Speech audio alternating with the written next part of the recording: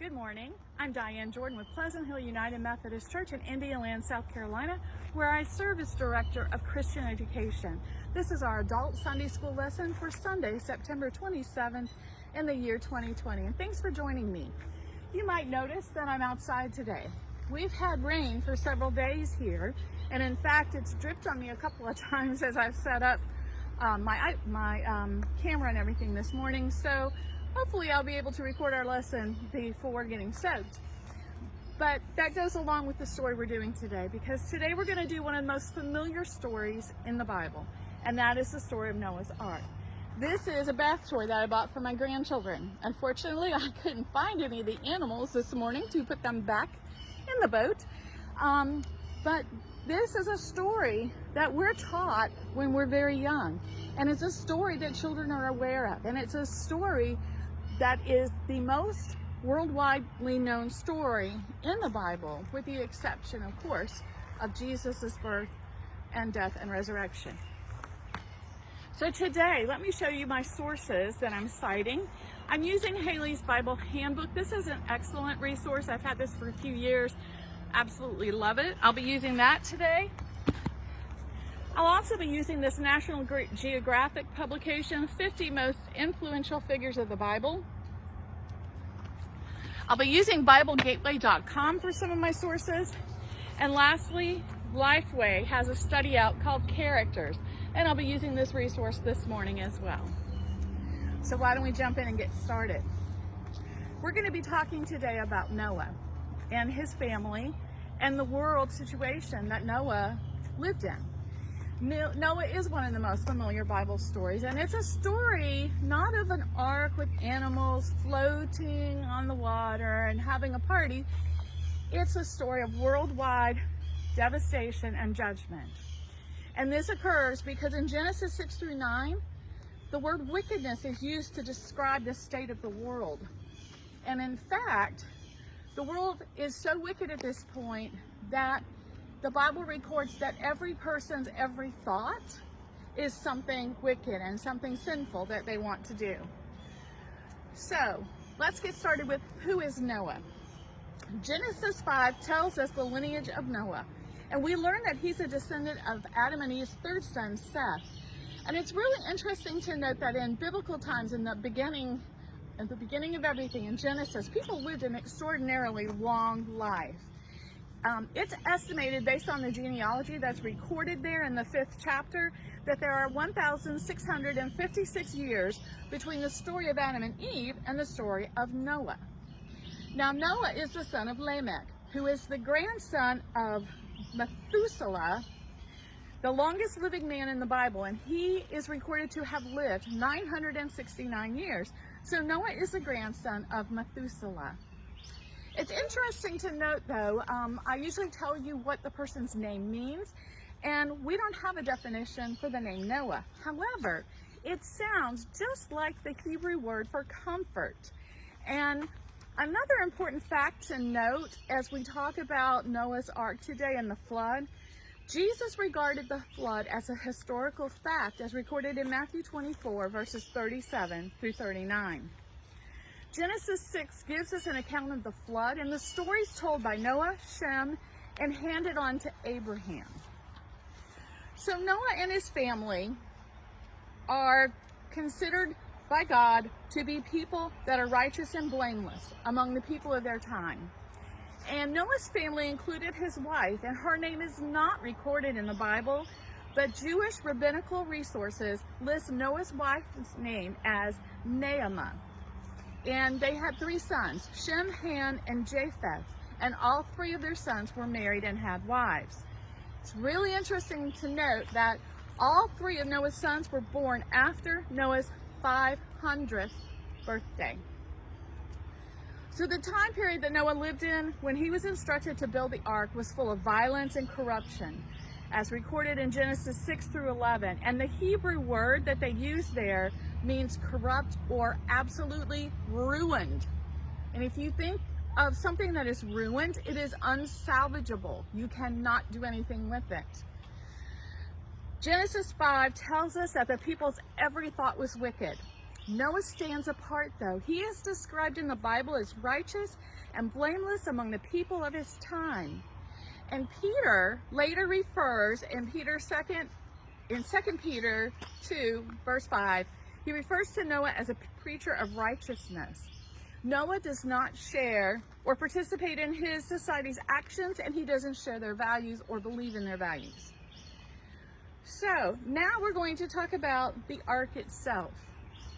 And note, when you read the account of the ark and the instructions that God gave to Noah, he was very detailed in his instructions to Noah. And some people think that God isn't in the small details, but this shows us that he is.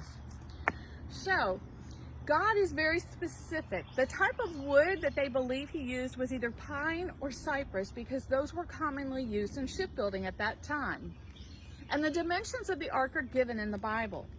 To convert cubics into feet, the ark was about 450 feet long, 75 feet wide, and 45 feet high. And an interesting point to note about the construction of the ark, Genesis doesn't talk about putting a rudder or a sail on the ark. So some scholars seem to think that this means that this boat was not meant to be a boat that was navigated anywhere, but instead a box that sat on the waters and protected the animals and the people under the protective hands of God. So the ark has 3 decks, and it's divided into compartments.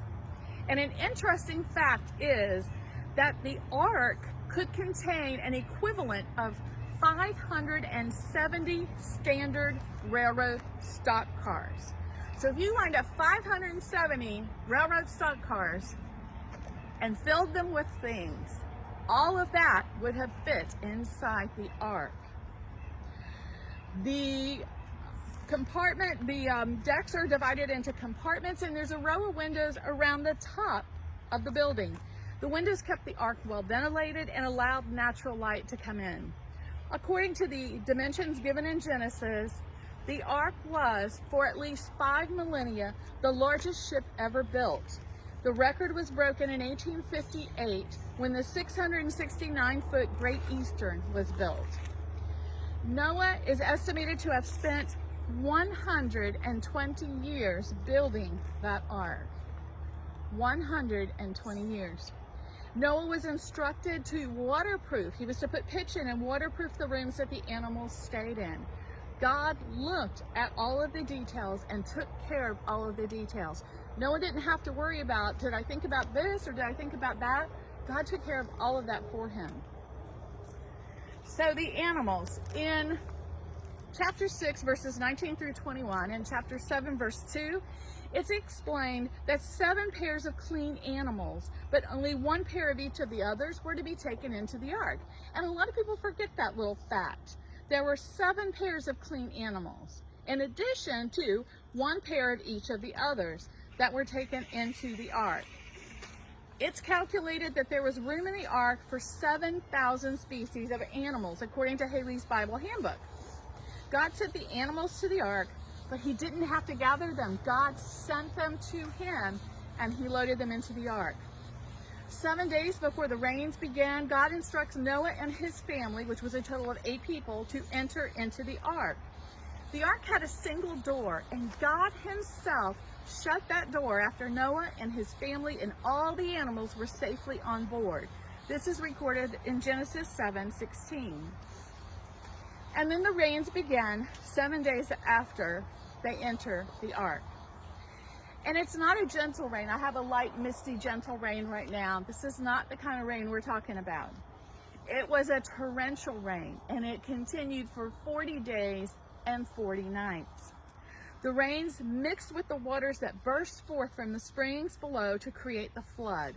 And as the ground became saturated, the water could only rise and continue to rise until, as recorded in Genesis 7, verse 20, it actually covered the tops of the highest mountains. Noah waits for the commandment from God to come out of the ark before he disembarks. He does send a dove to find dry land, but he doesn't leave until he is told to leave by God.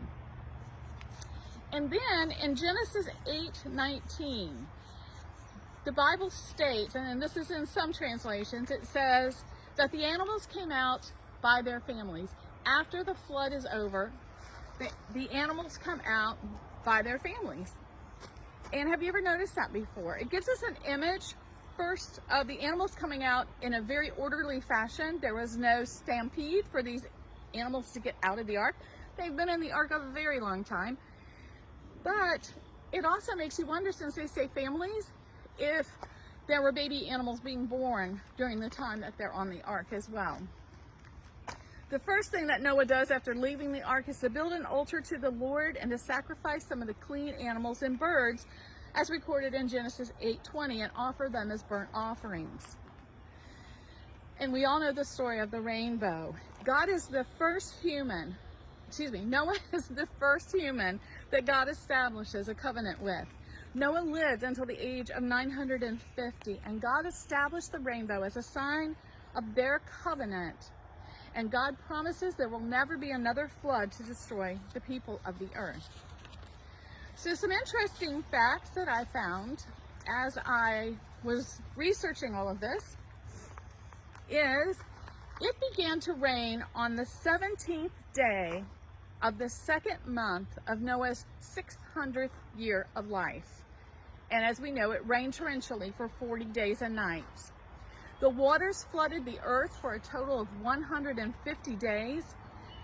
The ark came to rest on the 17th day of the 7th month. Noah removed the ark's covering on the first day of the first month of Noah's 601st year of life. All of those facts are recorded in Genesis 7 and 8. Noah and his family went out of the ark on the 27th day of the second month. This means they were on that ark for 1 year and 17 days. 5 months of that time spent floating, 7 months of that on the mountain. And this is fun facts that came out of Haley's Bible Handbook.